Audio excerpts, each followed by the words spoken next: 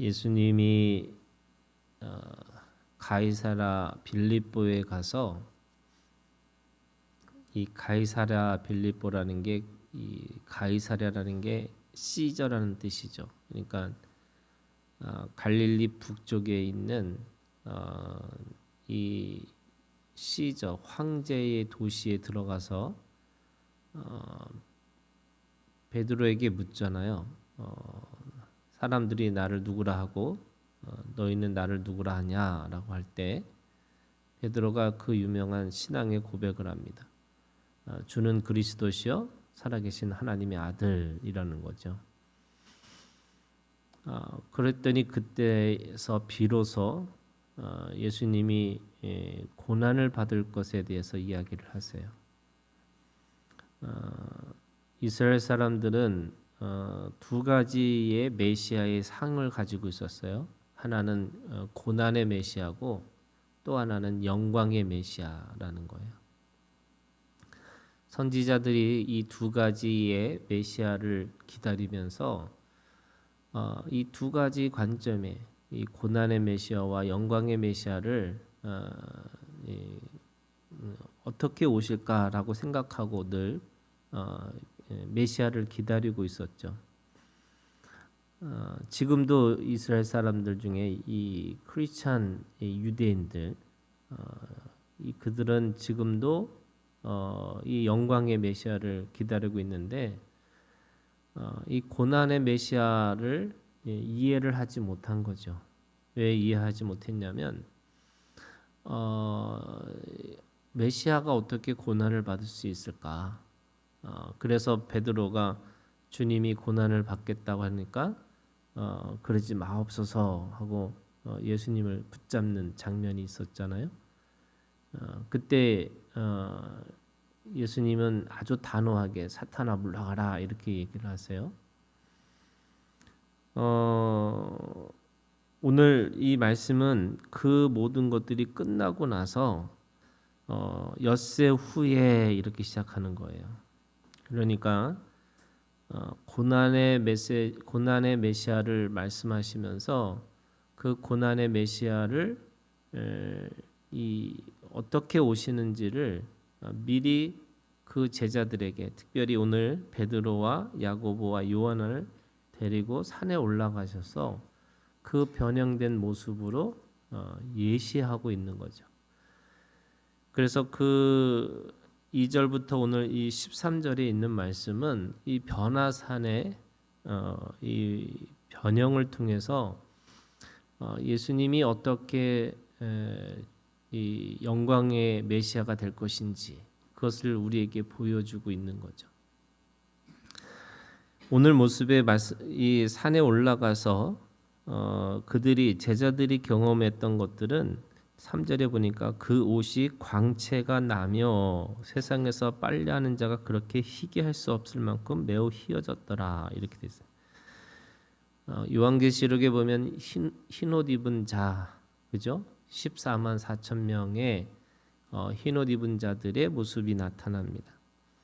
그러니까 예수님은 모든 승리자, 믿음의 승리자의 하나의 첫 열매가 되셨고, 그리고 죽음을 이기신 첫 열매가 되셨는데, 그 열매가 되신 그 모습이 사실은 이 광야에서 모세가 그 산에 올라가서 하나님의 말씀을 받는 그 장면으로서의 시작을 하는 거예요.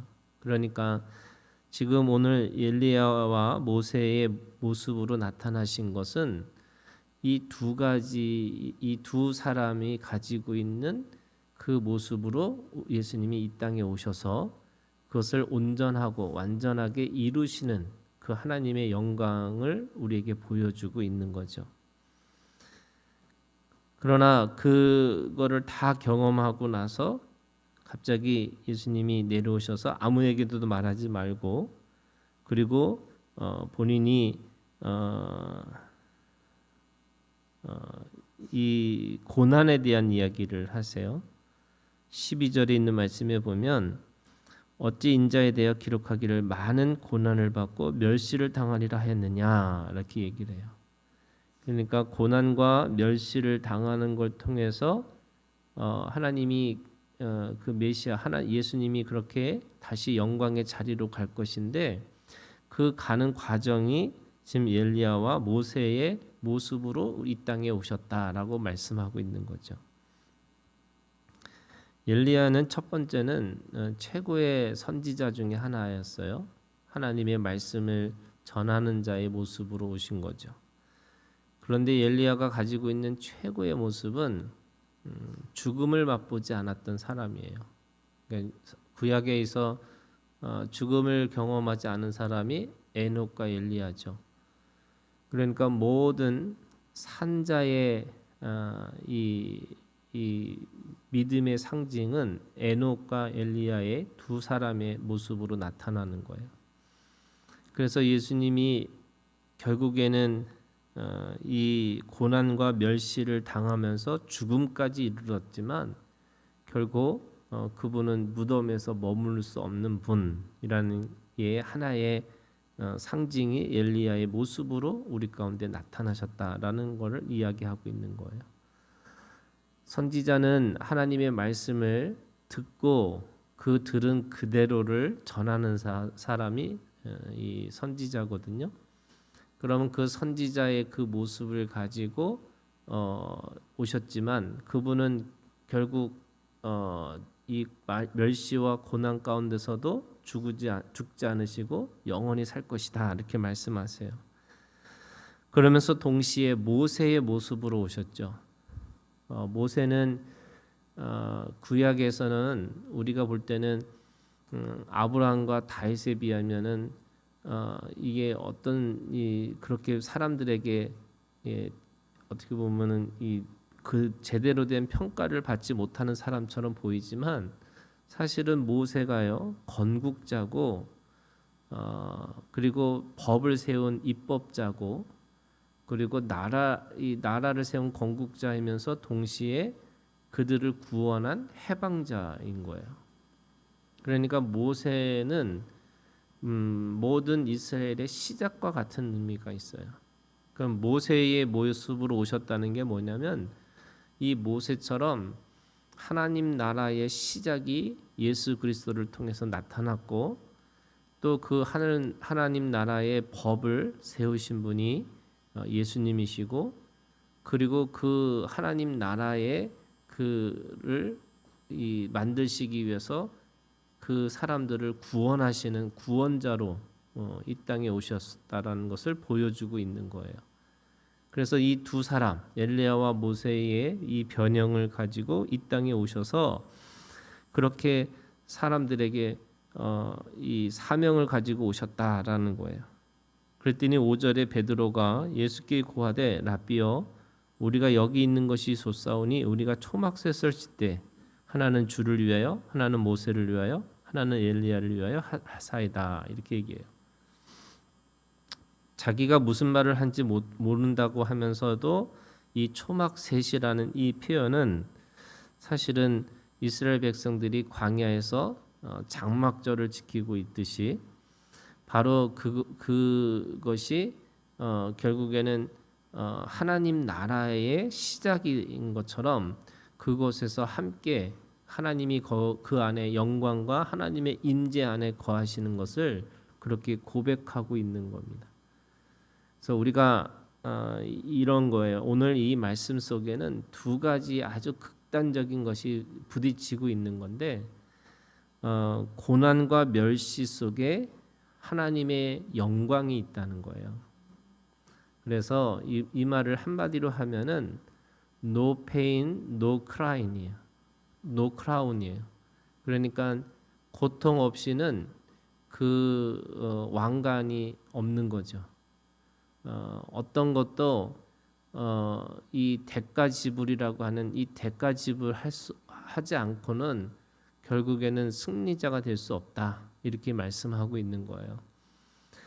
그러면 그 no pain, no crown이라는 그 고통이 누가 당하셨냐면 예수 그리스도가 그 고난을 다 당하셔서 우리에게 하나님의 영광과 하나님의 임재를 경험하게 하셨다라고 말씀하시는 거예요.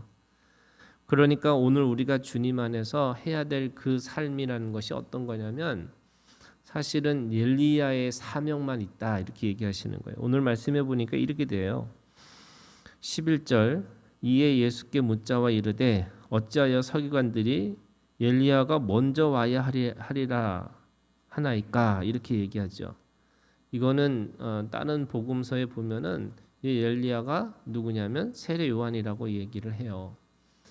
그런데 세례 요한이 그렇게 먼저 와서 주님이 고난 가운데 들어오셔서 그 고난을 이기시고 영광의 예수 그리스도, 영광의 하나님으로 메시아로 우리 가운데 다시 경험되어질 것이다 라고 말씀하시는 이것이 단순하게 세례 요한의 사명만이 아니라 오늘 우리가 그걸 경험한 사람으로서는 우리도 그렇게 경험하고 살아야 되는 거죠. 그러면 엘리야의 이 사명은 모든 믿는 자들에게 있는 사명이라고 할 수 있는 거죠.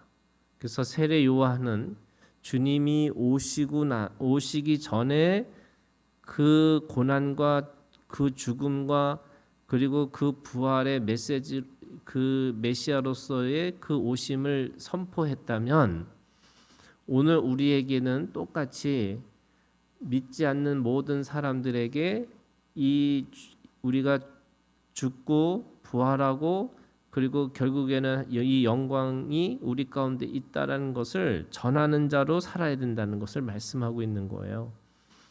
그래서 이 초막 셋을 짓는 것이 그 세 사람 모세와 예수님과 엘리야의 이 삶에 대해서 우리가 하나님이 그렇게 우리와 함께 계시다는 것을 우리가 그렇게 고백하는 것도 있지만 우리는 그 속에서 있지 않고 그 산에서 내려와서 그거를 증언하는 증인의 삶으로 살아가야 된다 이렇게 말씀하고 있는 거죠. 그러니까 결국에는 베드로의 이 고백을 통해서 뭐가 생기냐면 교회가 생겨요. 그러면 교회의 사명이 뭐냐? 교회는 이 고난과 이 멸시 속에서 부활하신 예수 그리스도를 믿는 사람들이 모이는 거고 그 믿는 사람들의 모임은 결국에는 그 엘리야의 사명을 가지고 모든 사람들에게 바로 예수님이 우리의 진정한 메시아고 우리의 하나님이시라는 것을 전하는 사명을 우리에게 주셨다고 말씀하고 있는 거죠. 그거를 이 베드로와 야고보와 요한을 데리고 와서 이 변형의 산소에서 말씀하시는 거예요. 7절 그런 의미에서 이 7절에 있는 이 말씀이 예수님을 향해서 말씀하고 있는 거지만 동시에 그 믿는 모든 사람들에게 주시는 그 자기의 존재 근거를 얘기하고 있어요. 마침 구름이 와서 그들을 덮으며 구름 속에서 소리가 나되 이는 내 사랑하는 아들이니 너희는 그의 말을 들으라 하는지라. 하늘에서 소리가 있는 거예요. 근데 구름이라는 게 하나님의 영광과 하나님의 임재의 상징이에요. 그래서 하나님이 거기 계시다는 뜻이 구름 속이라는 거예요.